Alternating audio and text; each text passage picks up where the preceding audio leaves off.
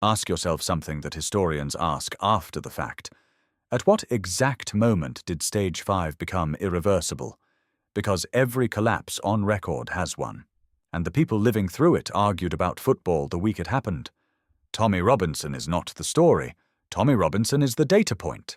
The framework logged him years before he became a headline, a Stage 5 symptom, a populist figure produced on schedule by a system under fiscal strain, elite fracture, and institutional distrust. The pattern generated him the same way a fever generates sweat. He is not the cause. He is the reading on the thermometer. This channel tracks where that pattern goes. Subscribe. The next stage won't announce itself, but the next video will. The mistake most people are making right now is treating Stage 5 as the destination. It isn't. Stage 5 is the waiting room. The figures who dominate Stage 5, the agitators, the street-level populists, the men who fill squares and break injunctions, almost never survive into Stage 6. They are consumed by it. What replaces them is structurally different, more institutional, less visible, and far more consequential. That transition is what this video is about. Understanding it requires understanding what Stage 5 actually looks like from the inside, which means going back to 3 systems that ran this script before Britain did, in 3 different centuries, at 3 different speeds. Because the speed varies, the sequence does not. Start with Rome. Not the Rome of gladiators and emperors, that Rome came later, and it came because of what happened first. The Rome that matters here is the Republic.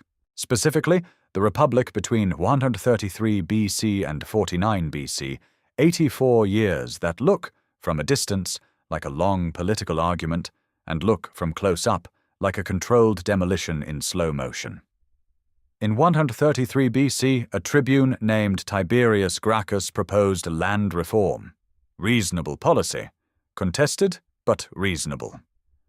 What was not reasonable, what broke something that hadn't been broken before, was the method. When the Senate moved to block him, Gracchus used the popular assembly to depose a fellow tribune who had vetoed the bill. That had never been done. The veto was sacred. The moment it was treated as an obstacle rather than a constraint, something shifted that could not be unshifted. Gracchus was killed by senators in the street that same year. His brother Gaius tried again a decade later, also killed. What matters is not the deaths. Political violence in the Republic was not new. What matters is that after 133 BC, the question was no longer, how do we resolve this through the institutions? The question became, which faction controls the institutions? That is a different question. It produces different answers. By 88 BC, Sulla marched an army on Rome itself, the first Roman general to do so. He did it legally, more or less. He had been given a command. The Senate revoked it. He marched anyway. The legality was disputed. The precedent was not. After Sulla, every general with an army knew the option existed. The Republic spent the next 40 years trying to pretend otherwise. In 49 BC, Caesar crossed the Rubicon, and the pretense ended. 84 years from the first broken norm to the final collapse. That is the slow version. The fast version took 3. September 1930. Germany had been a republic for 12 years, longer than the Weimar Republic is given credit for sustaining itself. The economy was deteriorating. The Social Democrats, who had built the Republic, were hemorrhaging support at the center. The election that month was supposed to be unremarkable. The National Socialist German Workers' Party had held 12 seats in the Reichstag. After September 14, 1930, they held 107. That number deserves a moment. Not because of what it represents politically, though it represents that too, but because of what it did to the arithmetic of governance. A Reichstag in which one bloc holds 107 seats and treats the parliamentary system as a tool to be used and then discarded is not the same institution it was the week before. The form persists. The function has already changed. What followed was not a coup. That is the thing people get wrong about Weimar. There was no single violent seizure. There was Article 48 of the Weimar Constitution, the emergency decree provision, which allowed the president to govern by decree when parliamentary majorities could not be assembled. It had been used 4 times in the entire history of the Republic, up to 1930. In 1931 it was used 5 times. In 1932 it was used 66 times. The emergency became the operating system. On March 23, 1933, the Reichstag passed the Enabling Act, the law that gave the government the power to enact legislation without parliamentary approval.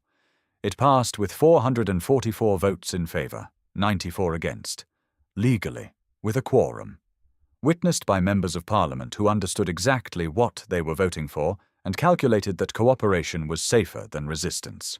The Republic ended by parliamentary arithmetic, conducted inside a parliament that still had its furniture. That detail, the legal instrument passed by a functioning legislature, is the one that belongs in this conversation about Britain. Hold it there.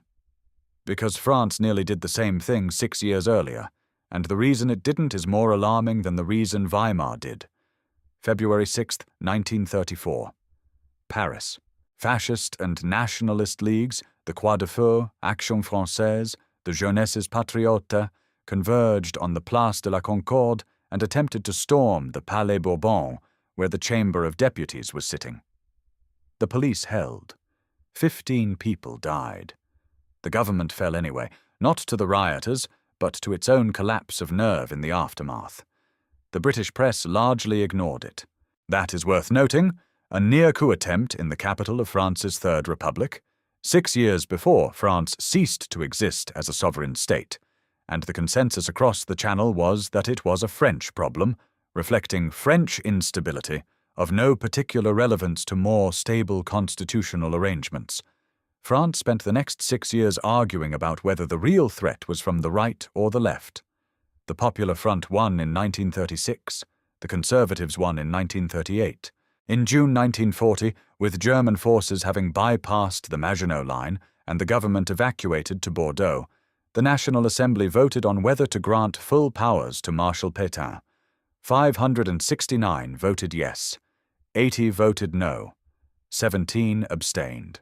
The Third Republic dissolved itself with a quorum present and the forms intact.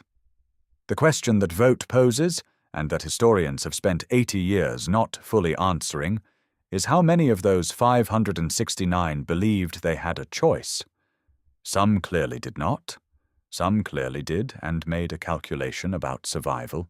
Some, and this is the hardest category, had already concluded that the Republic was not worth the cost of defending it. Here is the specific thing I cannot resolve from the historical record alone. In every stage 5 to 6 transition on record, the enabling legislation, the laws that made the crackdown legal, that formalized the restriction of dissent and assembly, was passed with majority public support, which means the question for Britain is not whether the institutions will hold under pressure from outside. The question is whether enough people will want them to. If you think that threshold has already been crossed, that public appetite for order now outweighs public appetite for liberty, then the timeline I'm about to give you moves significantly forward. If you think it hasn't been crossed yet, the timeline is longer, but the direction is the same. That calculation belongs in the comments because it changes everything about what comes next.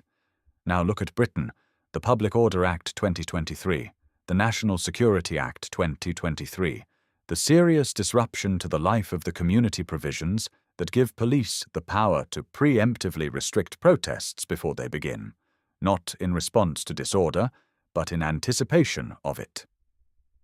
Verify number of protest-related arrests under New Powers 2023-24. These are not emergency measures. They passed through Parliament. They have commencement dates. They are now operational law. This is what the Article 48 moment looks like before anyone calls it that. Not a single dramatic decree. A sequence of legislation, each individually defensible, collectively constructing the infrastructure of a Stage 6 state before Stage 6 has officially arrived. The Weimar lesson is not that the emergency powers appeared. It is that they were built into the constitutional furniture years before they were used at scale. Reform UK's vote share has moved from a rounding error to verify current polling figure, running at numbers that have no precedent in post-war British politics, except one, the SDP Liberal Alliance in 1983, which won 25% of the vote and 23 seats, then slowly dissolved. The difference is structural. The alliance was a centrist breakaway. Reform is a Stage 5 vehicle. It draws its energy from institutional distrust, not from policy disagreement. Those are different fuels. They burn differently and they leave different residue. Labour's current support levels among working-class voters in the Midlands and North are verify current figures, numbers that, if sustained to the next election cycle, produce a three-party arithmetic that has no stable resolution under first past the post. Not a coalition, a permanent minority governance crisis in which no party can command a mandate and every government is an emergency government by default. That is what Stage 5 looks like at its late stage, just before the transition. The Roman Republic in 70 BC, Weimar in 1931, France in 1938. The institutions are still sitting. The arithmetic that makes them function has already collapsed. Stage 6 does not require a march on Parliament.